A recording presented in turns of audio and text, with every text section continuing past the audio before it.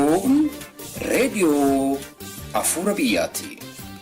Reediyoon Afuura Biyyaa dhimmoota Oromoof Oromiyaa laallatan irratti torbanitti si'a tokko sagantaa garaagaraa qabattee kan dhiyaattu madda odeeffannooti.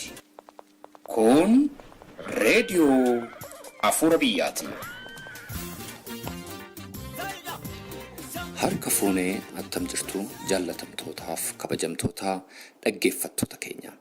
Raadiyoon Afuura Biyyaa sagantaa ishee har'aa qabattee dhiyaatteetti.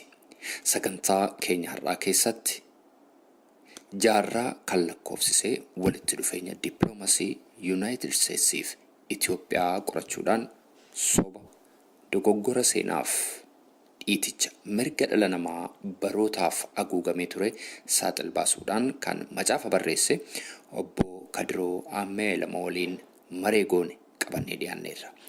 Obbo Kadiroon ofiisaa dhaggeeffattoota keenyatti of beeksisuudhaan maree keenya nu jalqaba.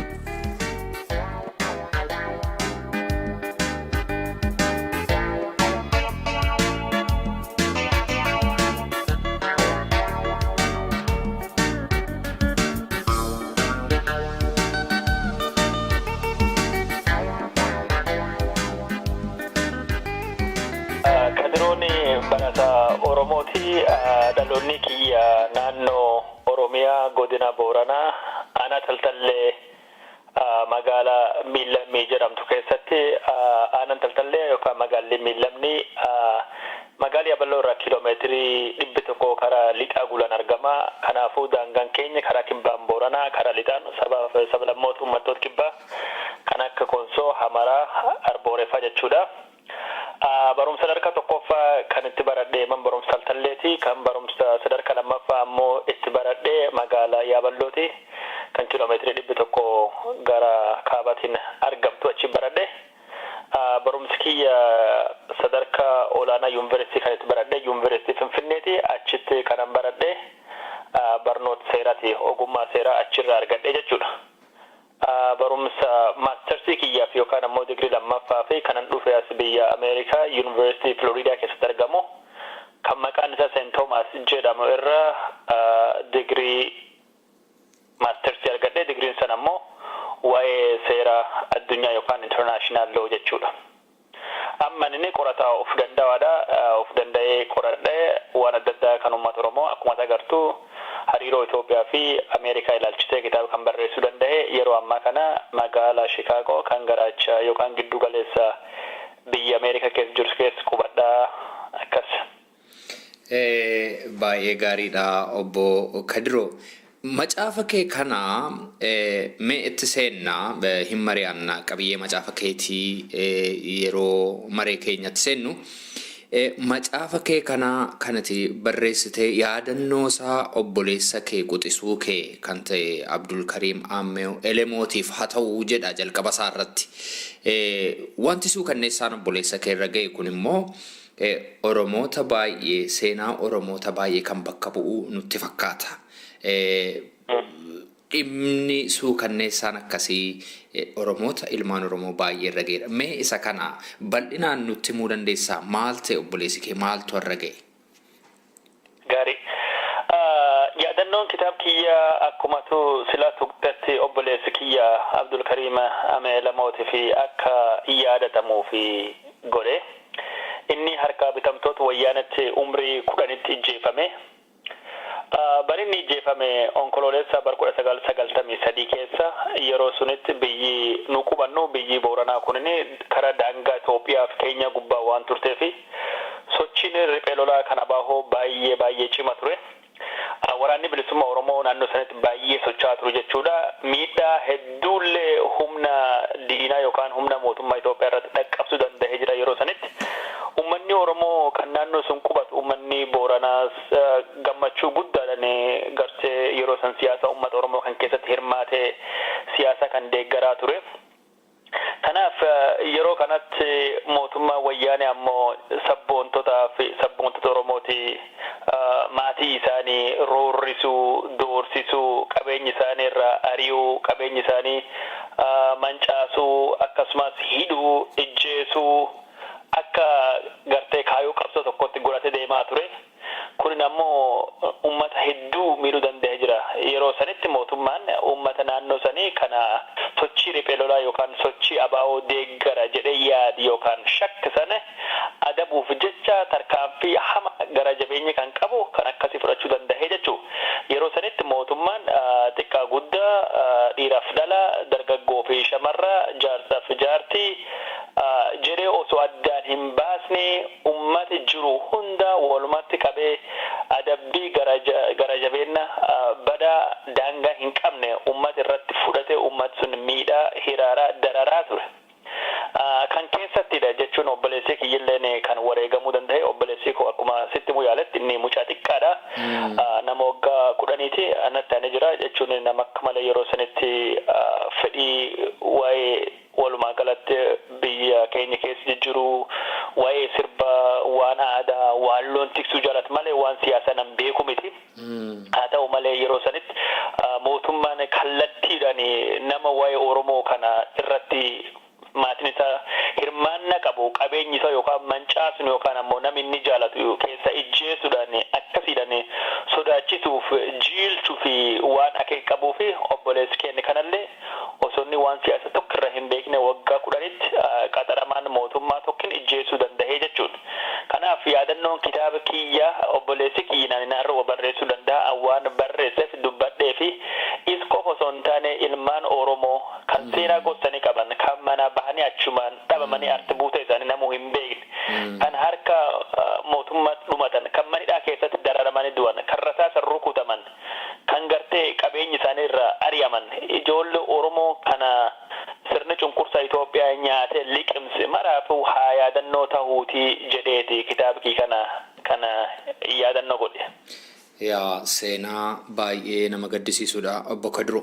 Macaafa hariiroo dippiloomaasii Yuunaayitid Isteetsiif Itoophiyaa kan baroota dheeraa sakatta'e kana barreessuudhaaf maaltu si kakaase obbo Kadiroo?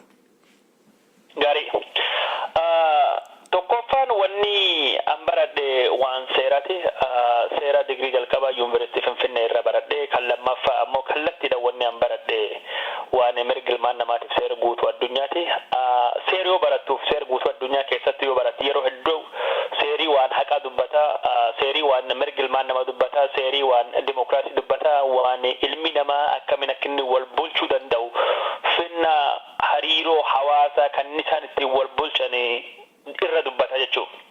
Bu'uuruma kanaan yeroo waan kan baradhu hedduu keessatti waan mirga ilmaan namaa eegan baradhu Ameerikaan akka fakkeenyatti kaati.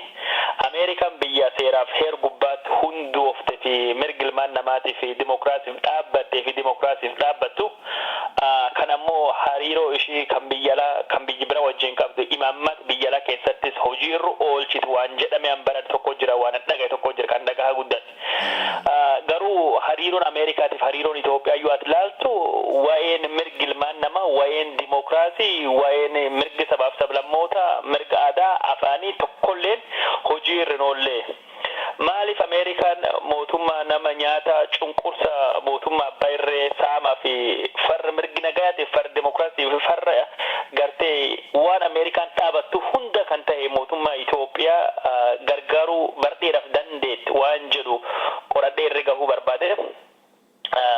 Mootummaan Itoophiyaa kun si ajaa'iba barreessonni biyya alaa hedduun bifa adda addaatiin ibsanii jiranii barreessaan tokkine mootummaa Itoophiyaa jechuun manidhaa sabaaf sablammoonni keessatti hidhaman jedhee ibsee jira.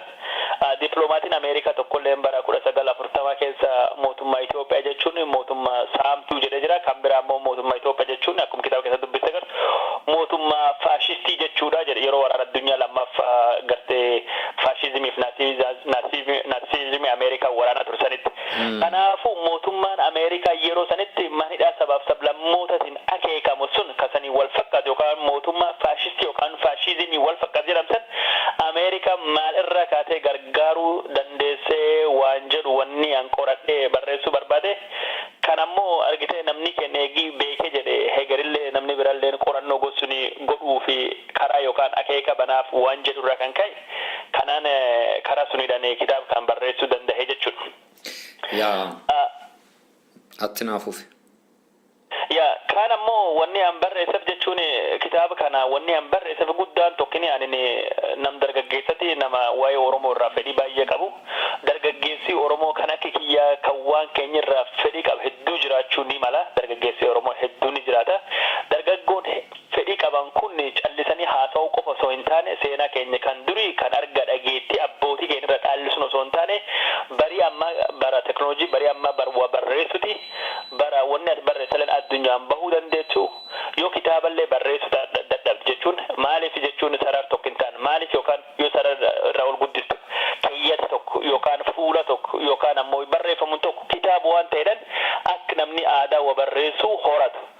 Akka aadaa wa barreessuu horatu jajjabeessuu fi dargaggoo gartee akka wa barreessuu irratti fedhii qaban ka akkiyyaati fi fakkeenya ta'uuf jecha wanni an barreessuu danda'eef suni. Kun ammoo wanni beekamuu qabu wanni ani jechuun kitaaba kallee keessatti akeekuuf yaaletti yoo abbaan hin dubbatin seenaan ofiin hin dubbatu yoo abbaan hin barreeffatin seenaan ofiin of hin barreessu. Seenaan harkaa miil hin qabu. Seenaan ilaa gurrallee hin qabu. Seenaan qalamaaf waraqaa hin qabu. Seenaa abbaatti barreeffata. Seenaa abbaatti tolfata jechuudha. Seenaan Oromoo ammoo yoo inni bareedu yoo Oromoon seenaa ofii barreessuu danda'a yookaan yoo seenaa Itoophiyaallee taate yoo Oromoon ilaalchuuf kan irra qabirra ka'e barreesse bu'aa Oromootiif fedhii Oromootiif ilaalcha Oromootiif dantaaf dhimma uummata Oromoo calaqqisuu dandeenya jechuudha. Yoo Ormii nu haa barreessu jennu Ormii yeroo hundaas barreessu alagaan akka feetan si hin barreessu akka feetani ibsuu hin danda'u. Mammaaksi Oromoo abbaa irra caalaa kan beeku budaadha. Kan abbaa waa'ee Oromoo barreessuu danda'a kan waa'ee Oromoo beekuu danda'u lammii qomoo Oromoo irra nam dhufee beeka Oromoo ogeessa Oromootti waan Oromoo qajeelootti kallattii Oromootiin kallattii ilaalcha Oromootiif bu'aaf danta'a Oromoo calaqqisuu danda'uun barreessuu danda'a malee namni bira dhufee seenaa keenya akka nu feenetti nu barreessuu hin danda'u jechuudha. Dargaggootaaf. Kaan ammoo warri ani jechuun Oromoo kan hedduudhaan irra wada ga'u hin jiran jechuun namni garii kan akka mala hin jaaladhu kitaaballee barreessanii hin jirani. Aadaa akkasii aadaa arga dhageettaa ka durii warri keenya irra dhaalle bira deemnee yeroo ammaa kana wa barreessuu qabna. Kanaaf jechuun wanni kun akkam tokko akka inni barbaachisa laf kaahuu barbaade. Fakkeenyaaf namni tokko eegi guddatee dhalee jedha jechuun abaluun dhalee abaluun maqaa dabarfate ijoollee qabaa jedhan aadaa keenya keessatti waan san hin jaalan. Abaluun kun agartee maqaa dabarfachuu qofaa odoo hin taane footoo qabaa jedhan gaaf namni tokko footoo isa keessa laalte kun inni gaafa footoo kiyya waggaa 50 kun gaafa footoo an fuudhate kun gaafa inni akkas ta'e kun gaafa akkasi jettee footoo nama albeemii nama keessa deemtee waa'ee nama haasofte jechuudha.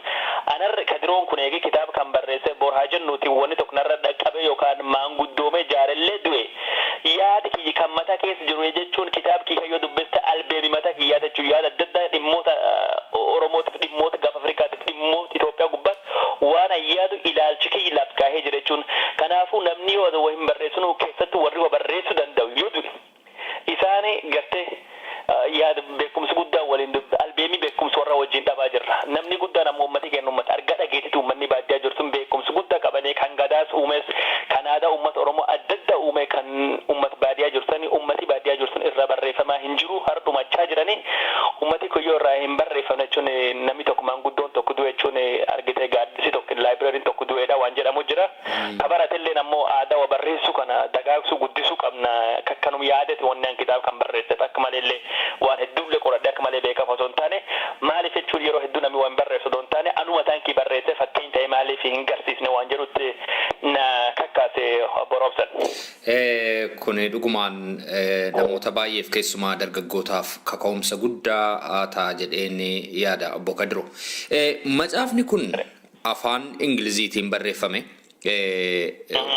Oromoon immoo afaan Oromoo haasaa namootni afaan kana hin beekne afaan Ingilizii hin beekne akka hubataniif mee ijoon dubbii macaafa keetii maali? Mee kana gabaabsitee dhaggeeffattoota keenyaaf himuu dandeessaa? Gaarii. Kitaabni kun afaan Faranjiitiin barreeffame akkuma tubaante afaan Oromootiin hin barreeffne Oromoon afaan Oromootiin dubbata afaan Oromootiin beeka afaan Oromootiin hubata. Silaadoo afaan Oromootiin barreesse akka malee gammachuu kiyya wanni ani kitaaba kan keessa barreessuu barbaade guddaan tokkin ilaalchi dogongoraa kabiyyi Itoophiyaa san gubbaatti Faranjiif namni Ormii bira qabu agarsiisu waan barbaadeef ilaalchi dogongoraa kan adda durummaan kan qabu ummati Oromoo ilaalchi gaarii ofii qaba of beeka har osoo hin taane ummati biraati kanaaf ummati biraa sun dhaqqabuu barbaada waan jedhuudhaan kitaaba kana afaan Faranjiitiin barreessuu danda'ee jechuudha. Kitaabi kun walumaa galatti fuula 269 qaba. Fuula 269 kunniin boqonnaa 12 addaan qoodamee jira.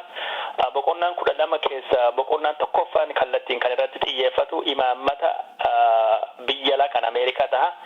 Imaammata biyya alaa kan keessatti dhugaa dharii jiru maali? Ameerikaan maal hojjetti? Ameerikaan maal feeti? Bu'aan Ameerikaa maali? Dantaan Ameerikaa maali?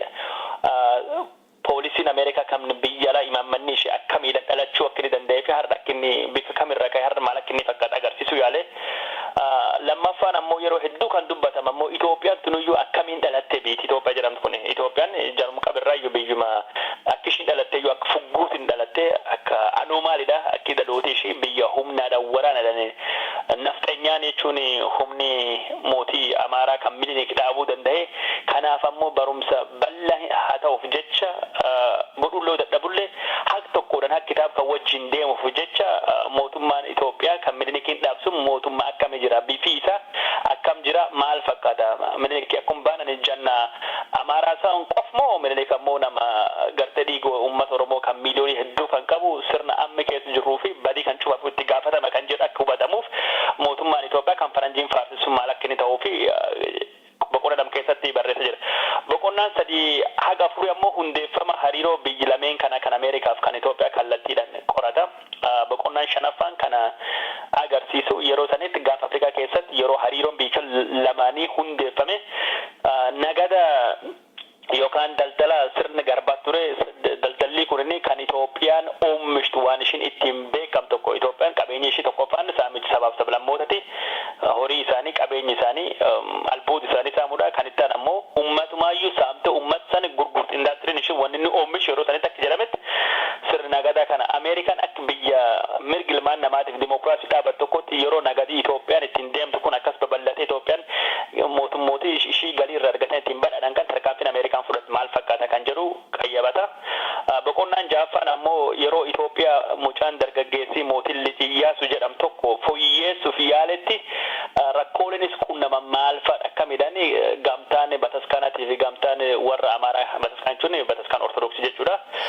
Gamtaan warra Amaaraaf warra Baalabbaasatii fi akkasumas warri bu'aa Itoophiyaa irraa qaban kan akka Xaaliyaan kan akka Ingilizaa Faransaay fi Ameerikaa mootummaan Iyyaasuu deeggarsa dippiloomaasiitii waraana barbaachisaa dhowwachuudhaan akka mootummaan isaa akka inni kufuufu gaakisaan taphatan.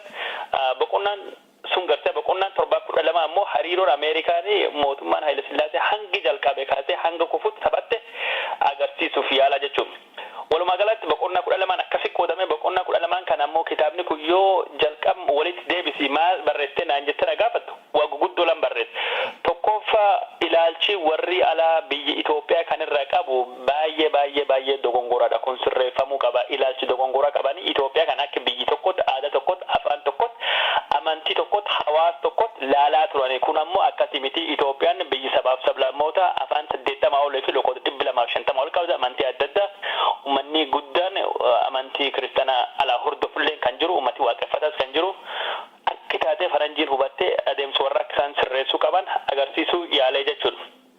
Kitaaba kan keessatti walan barreesse tokkoffaan hariiroo Ameerikaa fi Itoophiyaan yookaan hariiroo Itoophiyaan biyya Awurooppaa yookaan biyyi bira wajjin qabdu agarsiisu yaalee lammaffaan ammoo kan agarsiisu an barbaade hariiroo Itoophiyaan yookaan bulchitoonni Itoophiyaa sabaaf sablammoota cunqursanii weeraransa wajjin qaban agarsiisuuf yaalii godhee jechuudha. Kanaayyuu warri akkuma uummata bira akkuma uummata garboomee uummata laf biratti akka isaan godhaniif kunuu hubatamuu qabaa jechuudha. Yoo hariiroon kun hubatame bifi Itoophiyaa sirriitti hubatama. Yoo hariiroon kun hubatama Ameerikaalleen biyyi biraalleen mootummaa gosa gargaaranii amala isaa hubatanii waan kan sirreessuu danda'anii waan jedhuufi kitaabni eegeet agartuu boqonnaan haq tokko haq jaha irra caala boqonnaan keessattu lama haq jaha irra caala kan kallattiidhaan xiyyeeffatu hariiroo uummanni Itoophiyaa gidduu isaanii qabu warri jechuun laf bulchu kan Amaaraa sanii fi warri qabatamee bulu sabaaf sablammoonni Itoophiyaa haalli isaanii akka hamaa akka inni ture agarsiisuu yaalee jiru. Kun ammoo tokkoffaa waan tokko kan asirra dubbachuu barbaadu Itoophiyaan maqaan ishee kunini macaafa qulqulluu keessatti tuqamee jira. Itoophiyaan sun Itoophiyaa amma kan taatu kan bira taatu adeemsadhaan yoo nagaa fi nagaa ibsu ni mala.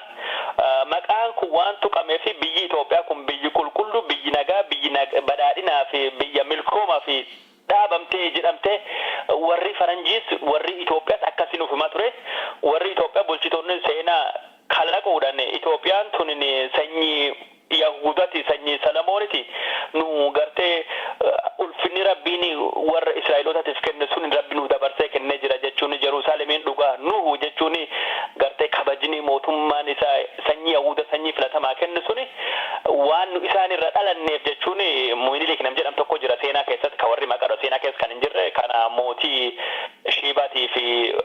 Salamoon Gubbaraat jechuun giifti shibaaf mooti Salamoodhaat sanitti mootummaa keenya dhaaban jedhanii waan uf lallabanni ufitti addunyaatti maniif addunyaan soba sun akkuma dhugaa fudhachuudhaan sunirra kan ka'e cunqursa adda addaa adeemsisuu danda'anii jiran jechuudha. Cunqursi mootummaan Itoophiyaa uummata bira qaroomsaa jira. Nu qaroom kenna guddaa kan Yahudaa irraa dhufu barsiisaa jirraa jiru sun itti amananii fudhatan jechuudha. Kun ammoo akka isaan dogongortaa hubachiisuu yaalee. Ani akka kitaaba kan keessatti agarsiisuu yaaletti mootummaan Itoophiyaa akka jedhamutti mootummaa sanyii isa wajjin kan inni qabchuutti waan dharaa yookaan irra guddinni dharaa akka inni ta'ee fi mootummaan Itoophiyaa akka inni jedhutti Jeruusaalem mootummaa qulqullooftu laf nagaa osoo hin taane Baabiloonidha. Inni Baabilooniin ammoo cubbuu gubbaatti hundoofte cubbuun tunini gaaf tokko ammoo mootummaa kan kuffisu yookaan qaarisu hin ooltu waan jedhu. Kanaafuu bifi mootummaa Itoophiyaa akkasitti hubatamuu qaba. Itoophiyaan Jeruusaalem biyyi nagaatiif fakkeetoo taate biyyi cubbuurra ijaaramte mallattoo didda jechuun uummata rabbiin bilisummaan uume biyyi gabroomsiti biyyi akkasii taate akka hubatamtu kanaan lakkaa'uu barbaade jechuudha obboroosan.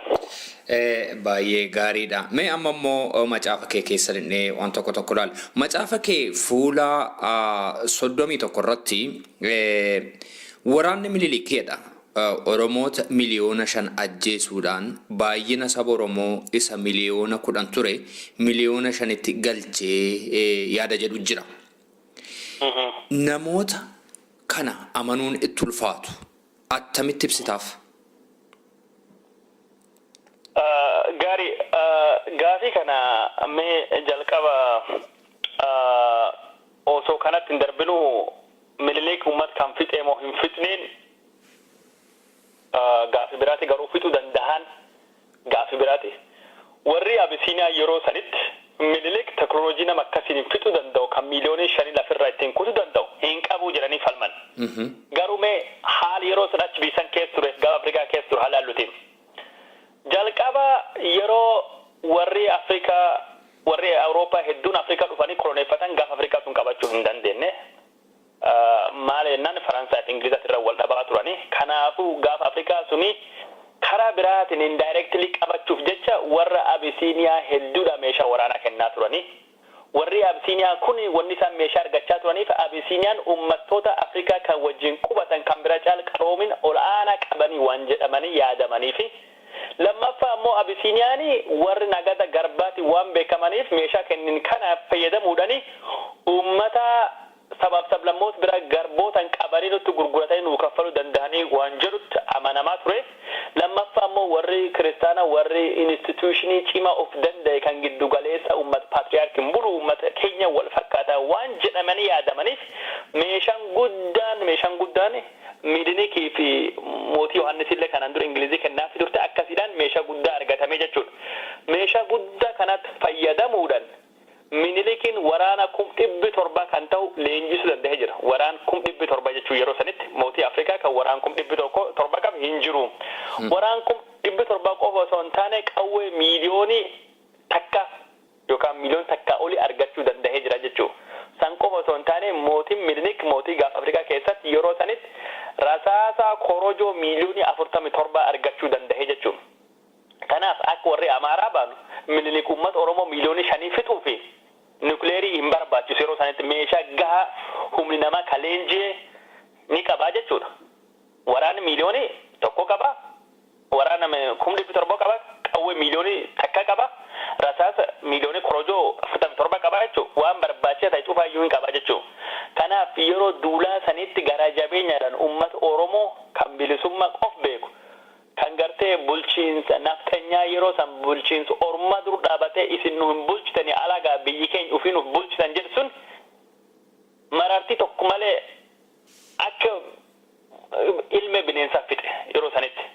Kun ammoo waa yeroo sanitti warri faranjii kan biyya san keessa deemanii jiran arganii hubatanii barreessan malee waan har'a argite sabboontonni Oromoo siyaasa Oromoo karaa qabsiisuuf yookaan warra wal falmuuf jedhe Oromoon miidhamne nu dhumanne jedhanii uumanii miti waan kalaqame miti. Kun seenaa waggaa 100 duratti barreef nama akka lammii Raashiyaa ka maqaa kiristaanummaa ortodoksiitiin Itoophiyaa gargaar yeroo sunitti Bilaatovichi faa lammii kaatolikii kan akka Disaalbiyaak faati innillee kaatolikiidha yeroo sanitti innillee warrum kiristaanaa wajjiidhaan irra simpataayiz godha Oromoo caal warra kakkanatti warri yeroo san uummat keessa deemet lakkoo jiru hubachuudhaan yeroo isaan deemanii turan biyyi Oromoo biyyi badhaatu biyyi quuftu biyyi bareeddu ummati Oromoo lakkoofsi kan dabaluu qabu yoo isaan gad deebi'anii argan ummati Oromoo gad bu'ee wadhakkaadhaan gad bu'e. Disaalbii Akfaatii kitaaba isaa keessatti akka inni barreeffametti qabeenyi uummata Oromoo qabu badhaadhin Oromoon qabdu irraa kan ka'e sila ummati Oromoo yeroo sanitti miiliyoona 25 miiliyoona 30 ol guddachuu qaba malee uummanni Oromoo sababni ittiin gabbuun hin jiru jedhe. Hajennuuti mee Minilikii waraanaan hin fitne jenna bifiidhaa maaliin fituu danda'a? Yeroo sanitti waraana yoo hin fitne illee jennu yeroo sanitti uummanni naannoo keessattuu naannoo kaabaa kan beela hamaatti ture. Kifuuqeen jedhama. Kifuuqeeniin beelii hamaan turkuun warri waan nyaatu tokkollee hin qabu. Uummanni waraan qofa osoo hin taane uummanni miiliyoonii hedduu kan kaaba Itoophiyaa qubatu kunini gaddeemanii uummattoota kibbaa keessatti uummattoota naannoo Oromiyaa qabeenyi qaqqaban kana qubachuudhaan waan uummanni qabu midhaan isaanii kan isaan awwaalanii laf keessa dhussani kan isaan gootara keessa qaban tokki nan bisnee kan boolii keessa qaban hunda nyaata fide. Waraanii yeroo sun waraanaa fi uummanni Itoophiyaa kana buqqaa'ee achitti qubatu kunini namni hedduun balleessa isaanii barbadeessuu isaanii biblical locust of Egypt fedhan akkasitti waballeessanii akka awwaannisa Egypti kan Misrii kana gartee kitaaba qulqulluu kan Quraan keessatti dubbatamsan akkas waballeessanii uummata waan tokkitti nan bisne jechuudha. Beela cimaa uummata gaffidanii jechuudha. Uummanni waan dhoofaa tokkollee raafa jechuudha. Dhibeen horii ka achi dhufelleen horiillee uummata Oromoo irraa balleessa jechuudha. Uummanni gartee jiruun isaa akkuma jiruun manca'e waa qotachuu hin dandeenye tikfachuu hin dandeenye kan inni qotate nafxanyaan irra guure nyaata kan inni horate qalatee irra nyaata kanaafuu jiruun uummata Oromoo yeroo sanitti waan manca'eef saayikiliin hawaasa kan inni ittiin jiraatu cuftinuu waan badeef aadaan isaa hundi waan badeef uummanni akkasitti osoo qawwalee jeesuu baatanii akka inni baduu danda'u seenaan qabatamaan ni agarsiisa.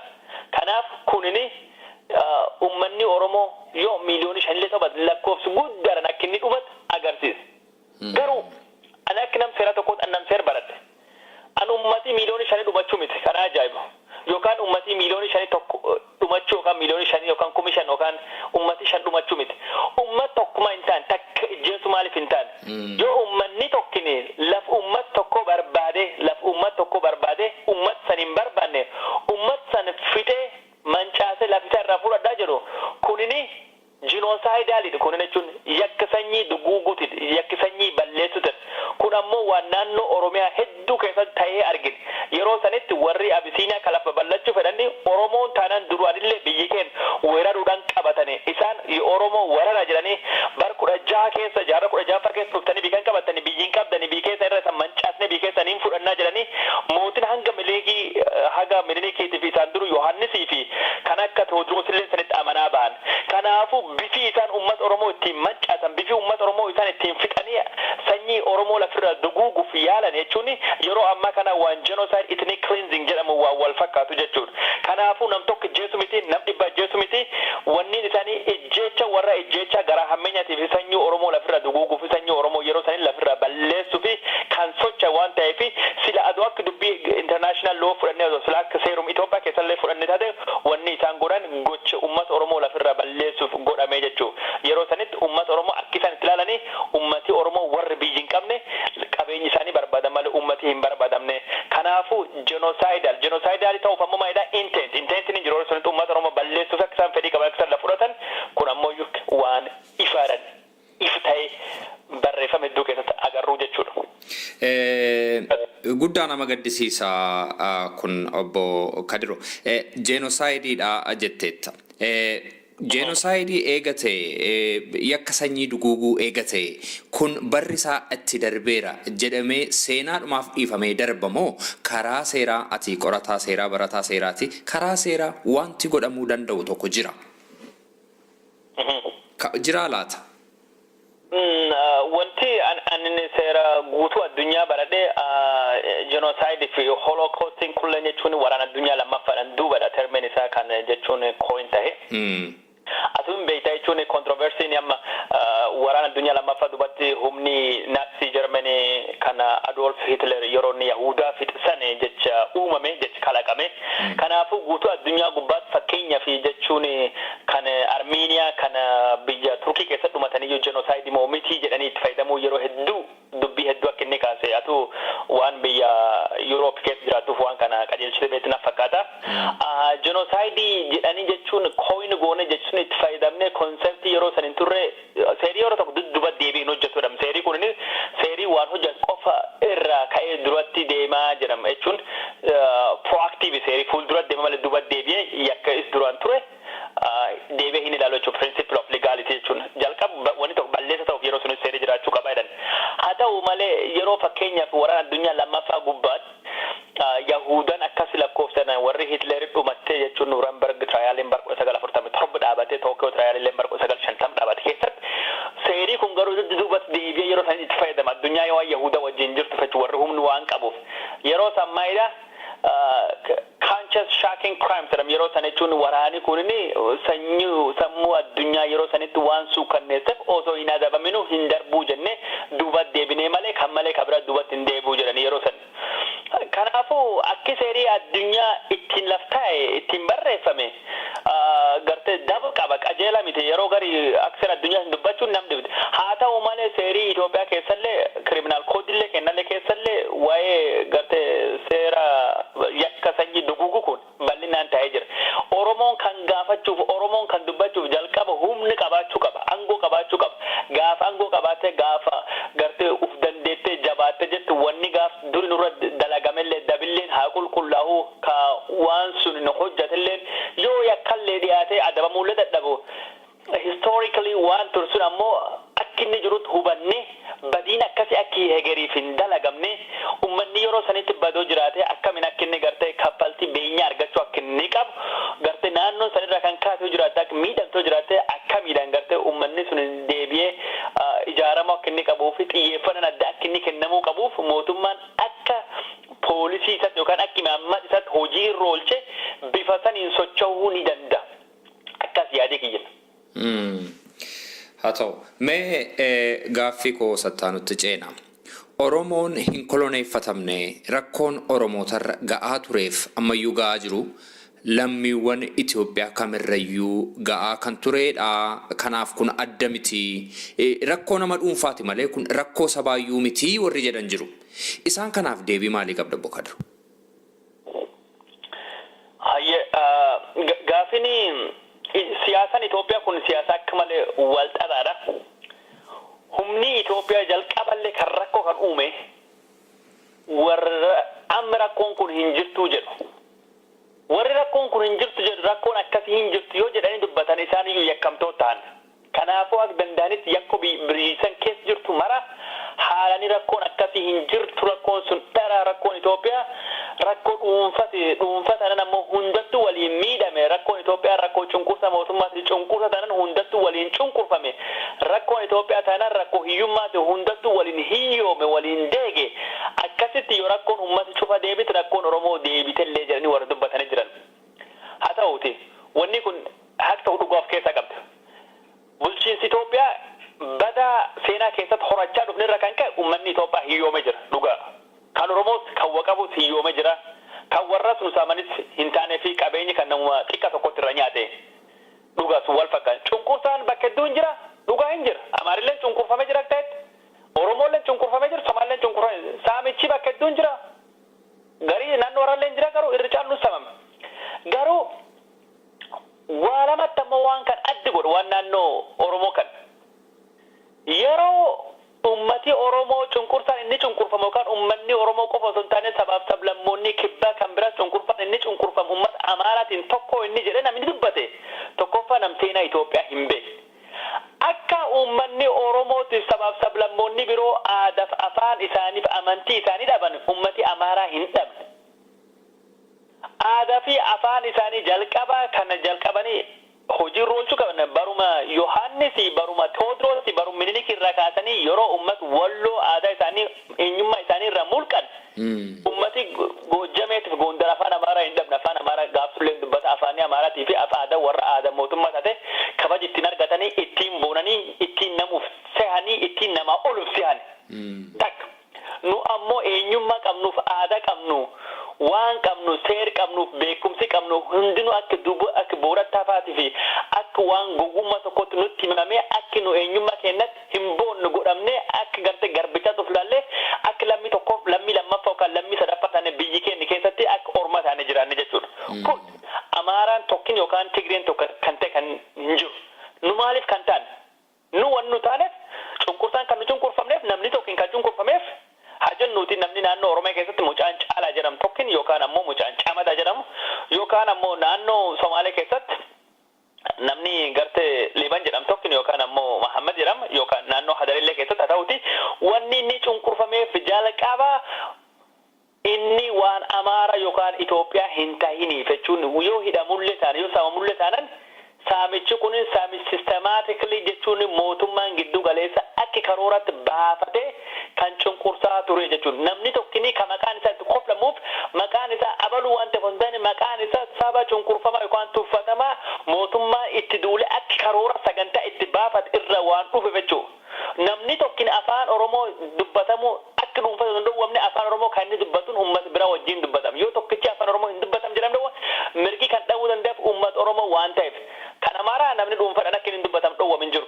kanaafuu wanni naannoo Oromoo keessatti ta'e wanni sabaaf sablammoota hedduu keessatti ta'e miidhaa dhuunfaa qofa osoo hin taane miidhaa saba tokkirra dhufuudhaan saba mootummaan kun akka inni tuffatamuuf akka inni gadaana ta'e yeroo hedduu barumsaadhaan miidiyaadhaan karaa amantiitiin irratti hojjetirra dhufuudhaan akka uummata sunitti qaanya inni keessa bahii darbetti kan agarsiisudha jechuudha. Kun jechuun ammoo ekspiriyaansii addaa ka haala sabaaf sablammoota Itoophiyaatii fi uummata Oromoo haala Amaaraatii fi Tigree irraa adda godhuu jechuudha. Lammaffaa yeroo uummati keenya jechuun uummata nafxanyaa jala bulee nafxanyaan uummata keenya irra guuree saamee labsuun irra fudhatee qabeenyi isaa guyyaa sanarra kaasee qabeenyi mootummaa kan baalabbaa ta'e naannoo Amaaraa keessatti ristiin warraatii fi gullitii warraa irra hin tuqamne.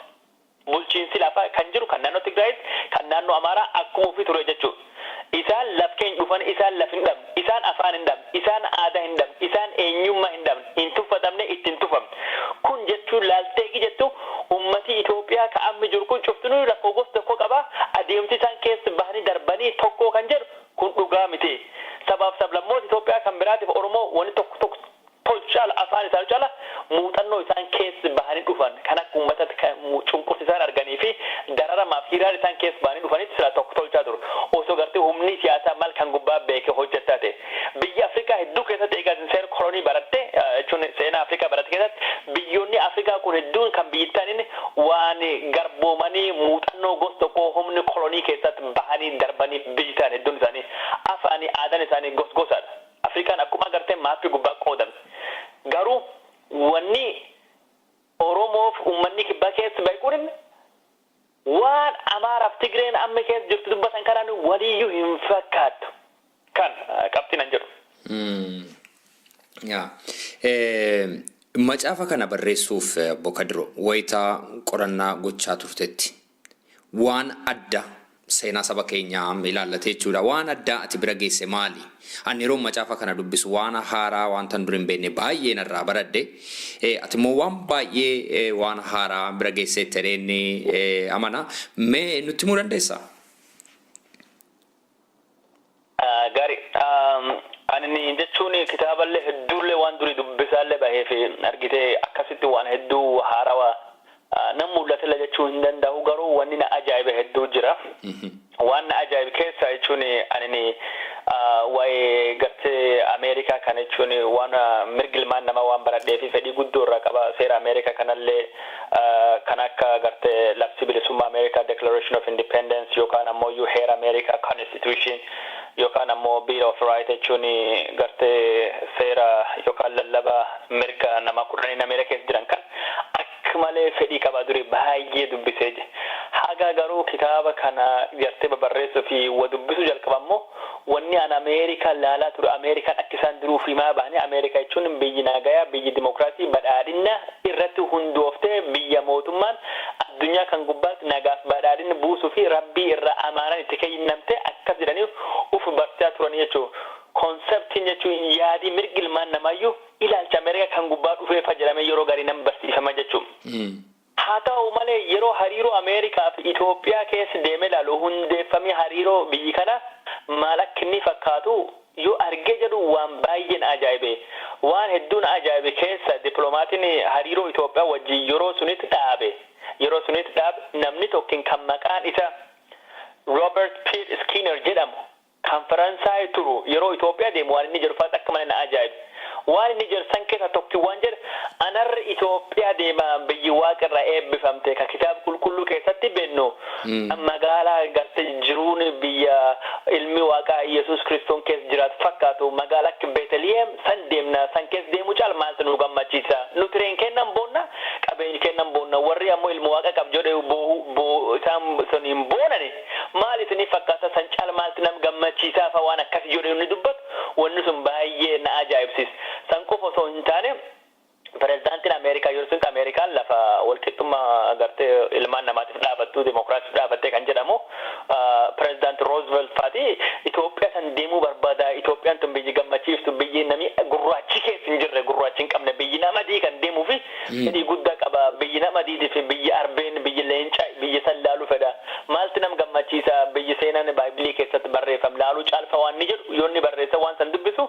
baay'ee waan hedduu na ajaa'ibisan keessa tokko waan san kaan ammoo diplomaatiin Ameerikaa kun yeroo inni Itoophiyaa deemee dhufetti wanni Itoophiyaan tokkoffaa yoo jiraate wanni gaariin godhani Tewoodiroos fi Yohaannis Milliikoonni isaan gaarii godhani seenaa gartee ummatoota sabaaf sablammoota ummat feer hin beenne ka aadaa hin beenne kan gartee gochii isaanii walijjeessu dhiig wali dibachuu ummat akkasii garaa hama saabeeju ummata nama gartee ummata jechuun yeroo sanitti aremene jedhan jechuun ummat bineensi kana to'achuu danda'uun Itoophiyaan har'a akka guddatte Itoophiyaan akka gartee hegereen ishee ifa taatu fi hegereen ishee hegeree gaarii taatu godhee jira kun ammoo gammachuu guddaan na dhagame faawwanni jedhee babarreessaa san eegaan dubbise hagam tokko yeroo sanitti Ameerikaan mirga ilmaan namaatii fi dimokiraasii dhaabachuu dhiisi gartee saamichaa fi ijjeechaa fi gartee mancaa'insi qabeenya sabaaf sablammoota yeroo san ture warri diploomaatonni Ameerikaa akka irraa gammadaa turan agarsiisa kun ammoo akka nam seenaa tokkotti nama waan mirga ilmaan namaa baratu Ameerikaa akka fakkeenya laal tokkotti waan baay'ee na ajaa'ibu keessa waan akkasii jira jechuudha kaan ammoo ani waan na ajaa'ibu tokkini uummanni Oromoo duruma irraa kaasee hagam tokko mootummaa nafxanyaa kana bifa adda addaatiin yookiin daawus baatee ofirra fonqolchuuf ofirra ari'uu fi sochii isaan godhan na ajaa'iba jechuudha ani yeroo amma kitaaba biraa kan barreessaa jiru hin dubbanne dhumirratti san keessa ta'ee ilaallu uummanni Oromoo kun jechuun warqituun faati warri maftawaat faati akkamiidhaan Yohaannis jedhama mootii Tigree san ofirraa fonqolchuu akka isaan godhani Oromoolle yeroo harka muraanoleef jechuun calanqoo sanitti naannoo adda addaa keessatti bulchiinsa argite Minilikii dur dhaabatanii akka isaan qabsaa'an yeroo bar 1936 yeroo mootummaan addunyaa kun beekumsa kennuuf baatellee mootiin Oromoo wal gahanii goree gubbaatti walitti dhufanii jimmaaf achifatti walitti dhufanii addunyaa yeroo sun League of Nations nu beeka nu har'a kaanee mootummaa of dandeenye nu mootummaa Oromooti jedhanii carraa argatan sunitti akka isaanii gartee addunyaa kana yaamichi godhan mootummaa Haile Sillaasee osoo Xaaliyaan hin dhufinu bakka adda addaa keessatti akka Oromoon ofirraa fonqolchuu danda'e waan na ajaa'ibsuun keessaan fakkeenyaaf Maacoo eegan durii baradhu Maacoo seenaa keessatti Itoophiyaa fi Xaaliyaanii wal waraan jedhame Itoophiyaa fi Xaaliyaan wal waraananii sun dhugaa miti Itoophiyaa osoo hin taane ummat raayyaa Asefoot waraana Haile Sillaasee injifatee jechuudha waraana Maacoo gubbaatti yeroo sanitti kanaafuu kan ministeerri waraana Haile Sillaasee injifates ummatuma keenya ummatuma yeroo carraa argatetti riphuu finciluudhaan argite gadoo fi ba'u yookaan aarii qabu gartee gammachuu dhabeensa mootummaa suniif ibsu jechuudha kanaafuu hafuurii uummata Oromoo kan qabsaa'u hafuurii uummata Oromoo kan socho'u hafuurii ilma cunqursu warra gubbaatti godham kan diduu kun cuftinu waan akka malee na ajaa'ibu keessa waan tokko jechuudha kaan ammoo wanni akka malee ajaa'ibu tokkini kan biraa waa'ee uummata Oromoo bara 1920 Ameerikaa dhufuu danda'an sanillee waan akka malee ajaa'ibee jechuudha ummati gartee yeroo sanitti uummanni Oromoo hagam tokko biyya sababii sanas dhufan beekullee baannu ummati Oromoo hagam tokko yeroo sanitti biyya faffaca'ee biyya baqatee gariin Keenya galee gariin Suudanii galee garbummaa Haile Minilik jibba jechuun ummati Oromoo karroo fiitiif qabeenyu fiitiif ummatu fiitiif lafa fi jaalatu gadhiisee baqachaa ture haa ta'u malee yeroo sanitti warri as dhufe ka Oromoo kun maal dhufe jechuullee baadhee dubbachuullee gibaadhee haaluma gartee yeroo san biyyi keessa ture namni akka biyya irra baqachuun irra kan ka'e meebi baqachuu danda'anii waan jedhullee gaafii ufaki gaafadhu na godhee jira bifi isaan ittiin uffatan nam qananii kan fakkaatanii garuu eessatti akka isaan uffatanillee beekuu hin dandeenye yoo karaa biraatiin dhufanii akkamiin dhufuu danda'anillee waan qoratee dhaqqabuu hin dandeenye namni bira ka dandeettii fi gartee ogummaa qabu waan kan qoratee heegere yoo akka gaariitti nu dubbisiisan akka malee gammachuu irra qaba kanaan waltu wanne hin jedhu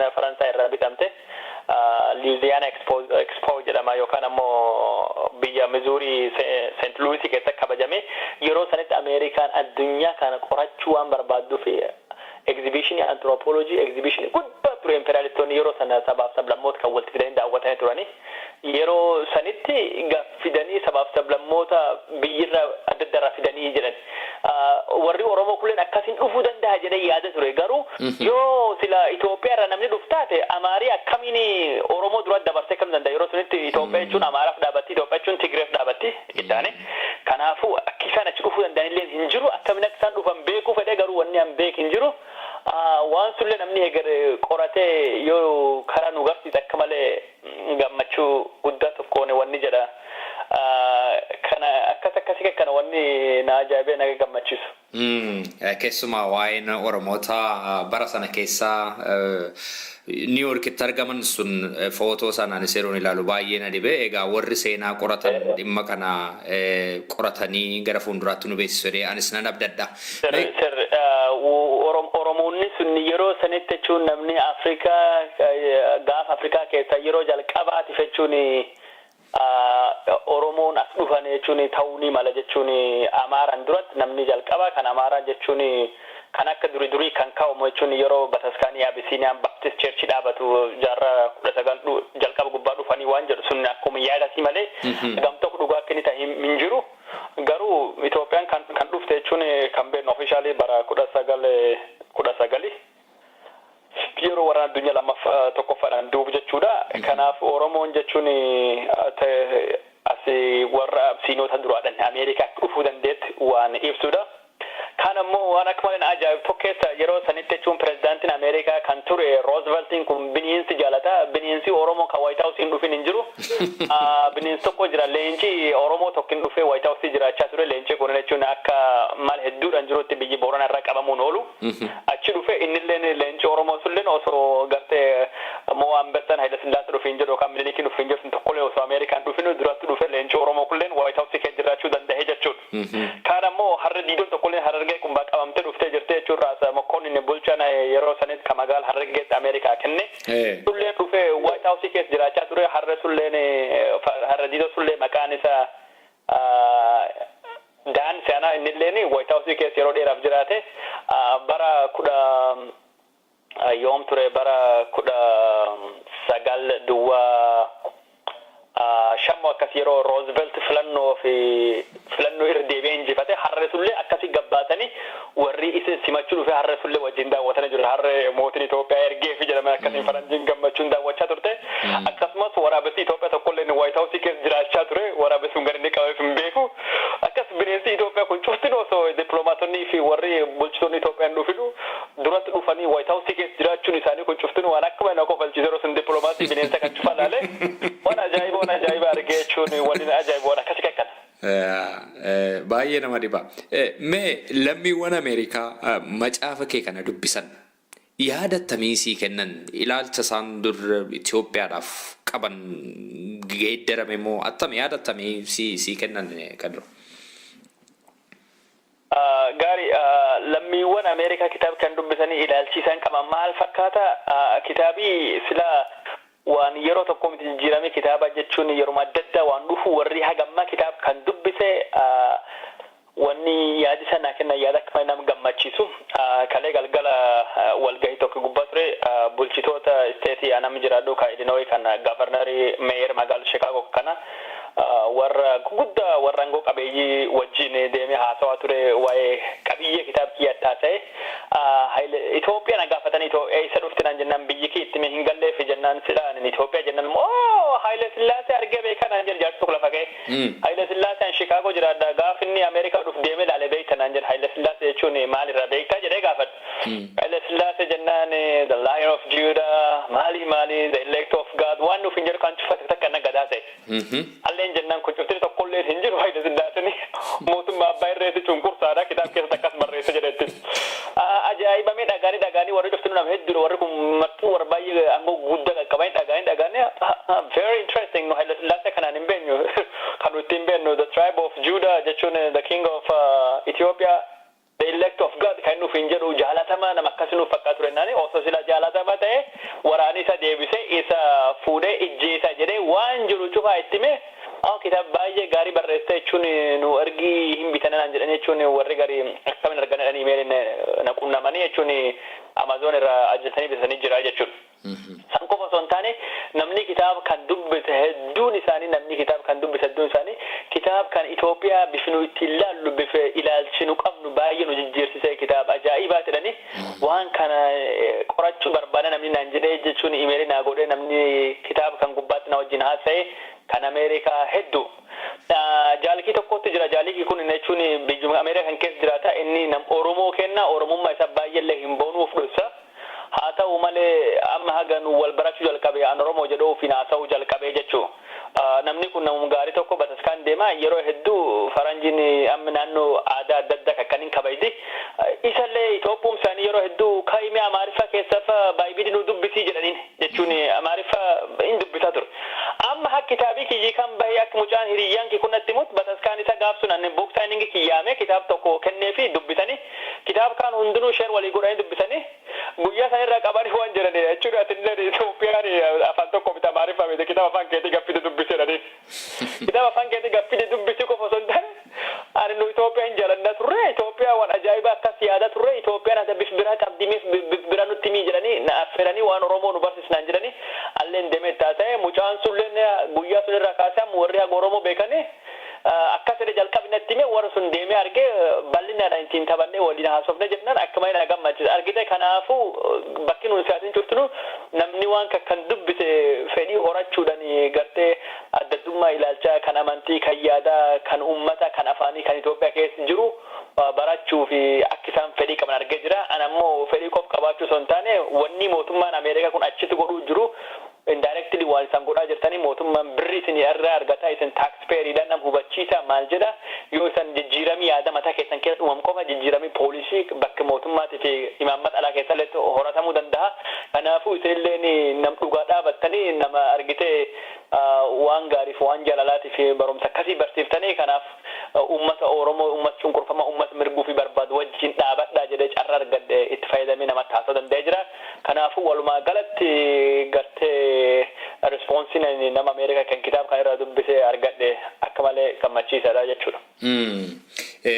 Tarii har'a ta'uu dhiisuu malaa yookaan immoo bor ta'uu dhiisuu malaa gara fuulduraatti macaafni kee kun walitti dhufeenya biyyoottan kana lamaanii irratti geeddarumsa fiduu danda'u qaba jettee yaadda? Jechuun ani nama akka nam tokkotti akka danda'u jalqabee jira. Wanni hin jijjiiramne hin jiru wanni cuftuu hin jijjiirama. Biyyoonni Ameerikaan duri hiriyoota kiyya akka malee gaarii jedhamanii lakkaa'aman har'a gariin akkasii miti. Poolisiin Ameerikaa keessatti wanni hin jijjiiramne hin jiru wanni cuftuu hin jijjiirama jedha. Bu'aa Ameerikaa qofaatti jijjiiramne yoo bu'aan Ameerikaa jijjiiramu hin jijjiiramne poolisii jijjiiramtana yoo nu humni qabaannee cimnee jabaannee fakkeenyaaf ajannuuti gaafa Afrikaa keessatti uummanni Oromoo aangoo dhuunfachuu danda'e Ameerikaan feetatii miti kan wajjin dubbata gaafas nuti humni qaba humni keenya nu dubbata jechuudha. Kitaaba kan keessatti wanni ana agarsiisu tokko Ameerikaan nam humni qabu Ameerikaan nam irree qabu nam jabinni qabu nam mal qabu nam bulchuu danda'u wajjin teettee bu'aa ishee gubbaatti nigoosheet gootii malee dimokiraasii akka baanan qabattee si fidde kun dimokiraasiidha akkasiin bultanii kun bilisummaadha akkasii kun firiidamiidha jettee nami nyaachuuftu jechuudha. Ameerikaan qamadii sii kenniti yoo as beeloftu malee walaabummaaf dimokiraasummaa fi qabsoo siin kennu sun humnum keetiif uummat keessa sii fida jechuudha. Kun beekamuu qabaa jechuudha. Kanaaf wanni ani abdii irraa qabu karaa nu ammaan nu saaqne warri Oromoo kan irraa fedhii qaba barreessuu jalqabne kana ummatii kennin dargaggoon kenni kan biraa fedhii kan irratti horachuudhaan waan jira akkana akka jammi jalqaba kan saaxil baasuudhaan barreessuudhaan kan gubbaatti cimsuudhaan hegergaaf tokko dubbiin Ameerikaa fi Itoophiyaa tunini akka duri dubbatam qofaa miti akki biraalleen hin jira narratiiviin biraalleen jira competing interestiin biraalleen jira we have to take that into consideration guyyaan jedhamu hin dhabama jechuudha. Kanaafuu nu osoo abdiin kutatinu wal jira iyyi dabarsine wanni kun silaa waan namni tokko godhe raawwatu miti waan harkirra wal kennamu waan walii daddabarsaa deemanii waan baalli walii dabraa deemtu akkas walirra dabarsaa walii kennaa dargaggeessi biras akkan waan kan gubbaatti fedhii horadhee barreessu kan karaa adda addaa irraa karaa dinagdee irra ta'uu ni mala karaa immigireeshinii irra ta'uu ni mala karaa gartee afaanirra ta'uu ni mala karaa nagadarra ta'uu mala karaa misooma adda addaa gubbaa ta'uu ni mala bifa adda addaatiin qorannoo kan itti fufuudhanii potentialii fi dandeettii fi carraa uummanni Oromoo qabuu fi gahee inni taphachuu qabu gaafa Afrikaa keessatti agarsiisuudhaan heger waan kan jijjiiruu dandeenya irratti an shakkii waan tokko hin qabu kan ammoo Oromoon godhuu fi humnas dandeettis dinagdees hawaasummaas seenaa cimaa qabaa Oromoon kan ammoo agarsiisuu hin danda'a. Wanni kan agarsiisuu hin dandeenyeef waan nu har'a tokko taanee wal nyaannee wal dadhabsineef malee osoo nu tokko taanee jabaannee cimnee wal bira dhaabannee humni kenna Ameerikaa agarsiifne addunyaa agarsiifne addunyaan kunini we're gonna be a force to be reckoned with. Dhufanii isaantu nu kadhatee nu dubbata humni keessan agarree dandeettii keessan garree nu bu'aa keessan isinii eegna isin maal barbaadda yoo isinii maal goon maal nu gootan maal akka isinii goon barbaadda jedhanii gaafas namatti dhufe miillu arraaba jechuudha. Kun ammoo abdii guddaan an qabtokkini abdii guddaan an qabtok kan ummati Oromoo yoo millataanan potentially jijjiiramuu hin qaba.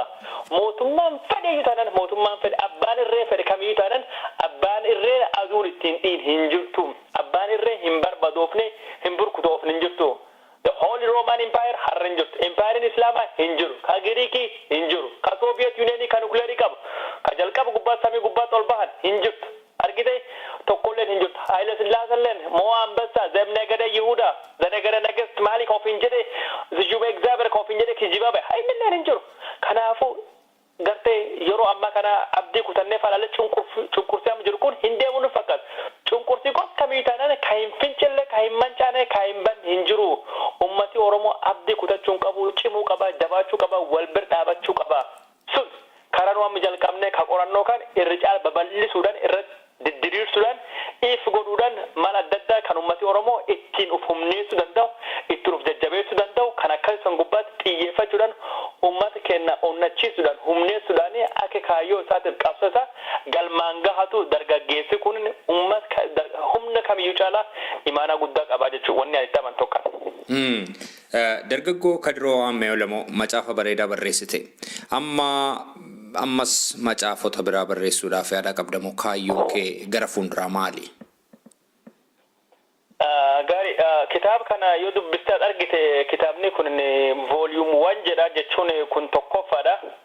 Kan lammaffaa kan kanatti aanu jira tokkoffaan kun haga mootummaan Haile Sillaasee kufe achi gubbaa dhaabata. Furmaata illee hin qabu rakkum jirtu akka malee bal'inaadhaan qoratee laaf kaa'uu yaalaa jechuudha jechuun waanum jijjiiratu didiriirsu malee furmaatu waan ta'uu qabullee prescription yookaan waan akkasii kana laaf hin kenne kan ittaanu keessatti ammoo haga mootummaan Haile Sillaasee kufe jechuun mootummaan dargii dhufe haga mootummaa ammaa kana waan jiru waa'ee London conference waa'ee mootummaa Bayree wayyaanee kan aangoorra baasu waa'ee gaafii hiroo fi ofin murteeffachuu uummata Oromoo kan cufa Ameerikaan akkam akka deeggaruu dadhabde gaafa Afrikaa keessatti nagaan cimaan nagaan gartee nagaan lasting ta'e jechuun sustainable ta'e akkamiin akka hin dhufuu danda'u maali furmaatii rakkoo siyaasaa gaafa Afrikaa xaxi kana ta'e barreessuu fi yaalaa jira kun ammoo kanatti aanee waan dhufu na fakkaata hojiin sulleen irra caala fixee jira jechuun maxxansuuf qofa yeroo eegadda kan ammoo namni akka gaarii dubbise yoo namni gartee feedbackii barbaachisaa ta'eef gahanaa kenne kitaaba kiyyu san akka barreessee bifa gaariin barreessuuf na gargaara waan jedhuuf kan aga harki namaatiin bahu eegaa jira jechuudha. Kaan ammoo kan lammataa kitaaba kan qofaa miti kitaaba bira tokkollee kanan barreessaa jiru jira kitaabi kunis kallattiidhaan waama seenaa Itoophiyaa amma biftuttu kana seenaa Solomoon kana durii Itoophiyaatiif seenaan dhugaatiif seenaan dharaa kami jedhee kan addaan baasu seenaa Oromollee kan gaafa Afrikaa kan biraallee walitti qabe kan akka historically waan ta'e tokko kan barreessaa jiru sullee jechuun maxxansuuf yaalaa jira. Yoo umri qabaadhee dandeettii qabaadhee heegariif waan biraa ka barreessu yaadallee hedduun hin jira.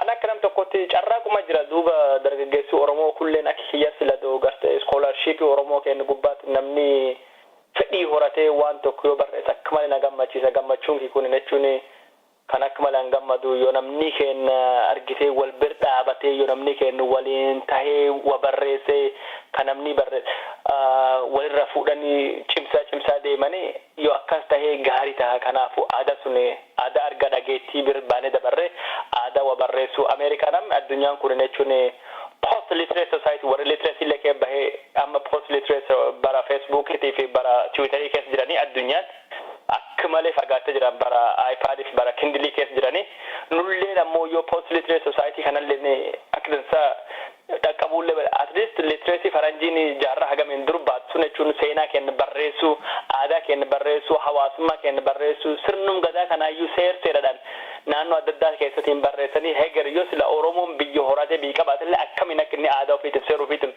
uf bulchuu akka danda'u blueprint wayi namni laaf kaa'elleen waan akka malee nama gammachiisu tokko waan akkasii gubbaatti hojjechuun waan akka malee barbaachisaati suni wanni aan godhuu fedhu. Dubbite internetti dhiyoo aan dubbadhu nam tokkotu waan naan jedhe ogeessa Oromoo baay'ee beekamaa tokko ati Kadiroo kitaaba barreessitee naan jedhe kitaabi kun jechuun kitaaba barreessachuun product amma barreessuu fi consumeriin jiraachuu qaba naan jedhe ati jechuun waan dimaandiin hin jirre produce goote naan jedhe waan gartee ummatii fedhii irraa hin qabne ummatii ammatti bitatee nyaachuu hin dandeenye kunoo kitaaba isinii qopheessine bitadha jechaanii jirta jechuun maaliif waan biraa hin hojjenne naan jedhe ana ammoo ilaalchi waan an jedhu an ummati Oromoo yoomillee taanan ummati Oromoo waan Oromootiif fedhii dhabee hin beeku ummati Oromoo gartee aadaa wa dubbisu dhugaadha waan gar hin qabu garuu aadaa wa dubbisuullee numatti uuma kitaab kanallee taanan numatti Oromoo dimaandillee yoo jirre taanan numatti uuma yoo dimaandiin walii uumne maarkeetii walii uumne namni wanni dargaggeessi Oromoo tokko barreessa akka dubbifamu yoo goone wanni Oromoo hin dhagaamtu kunoo kitaab kana mucaan kun barreesse waan Oromootii dubbisa birdiddama fuudha dubbisa qarqara jechuun irralee wabaradha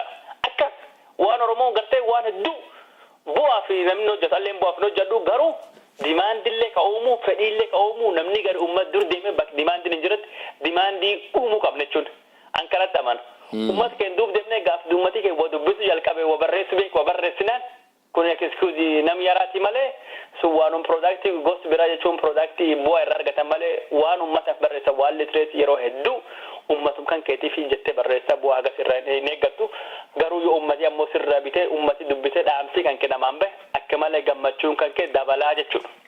Dhugaadha jajjabina namaa kennaa itti dabalees immoo macaafa yeroo maxxansiistu baasii mataasaa danda'e qaba baasii baastee maxxansiista macaafi kun gurguramee baasii isaa sana cover gochuu danda'u irra jiraata atuu dubbannu macaafni kun attamsi gurgurameera namni bitateera.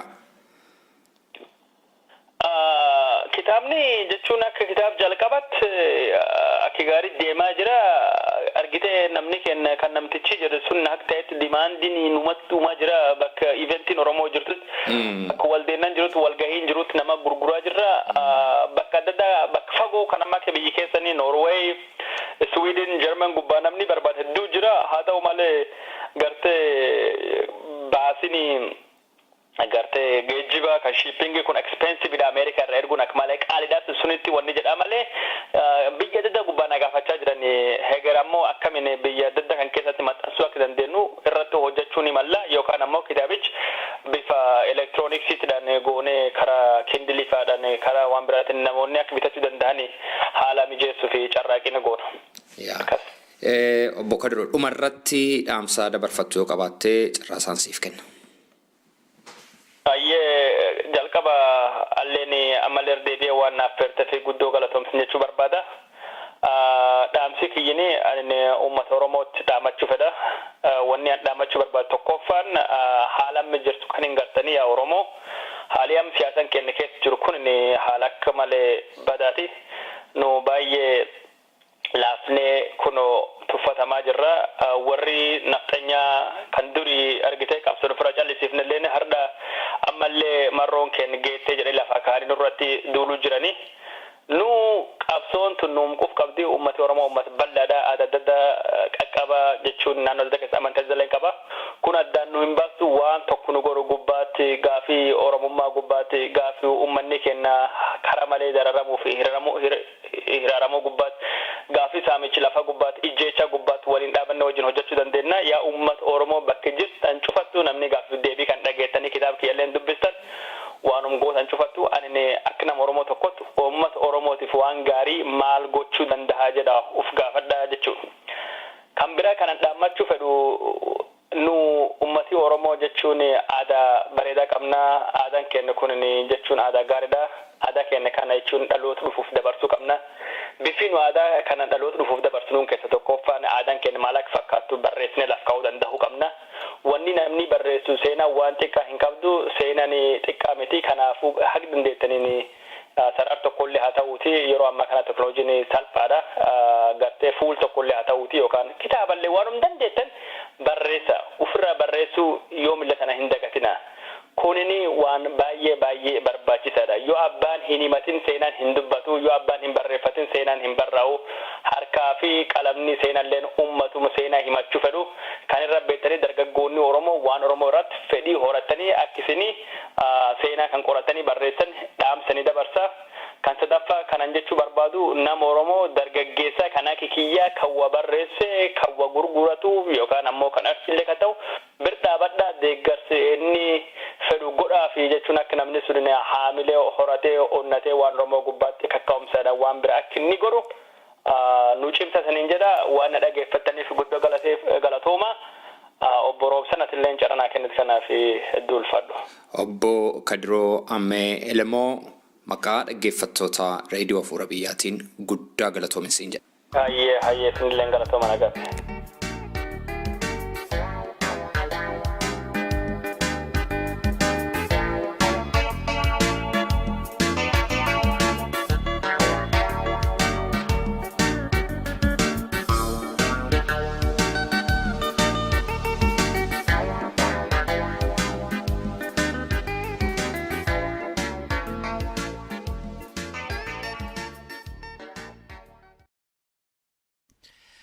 Dhaggeeffattoota keenya qophiin keenya har'aa kanuma. Waa'ee qophii keenyaa yaada yookaanis gaaffii yoo qabaattan karaa iimeelii keenya contact@saifanabalbal.com jedhaatiin quunnamaa. Fuulli intarneetaa keenyaa www.saifanabalbal.com jedhamaa nu daawwadhaa. Akkasumas feesbuukii irratti raadiyoo Hafuura Biyyaa jettanii yoo nu barbaaddan nu argitu. Torbee qophii biraatiin hamma wal agarrutti torban gaarii isinii hawwinaa. Got it.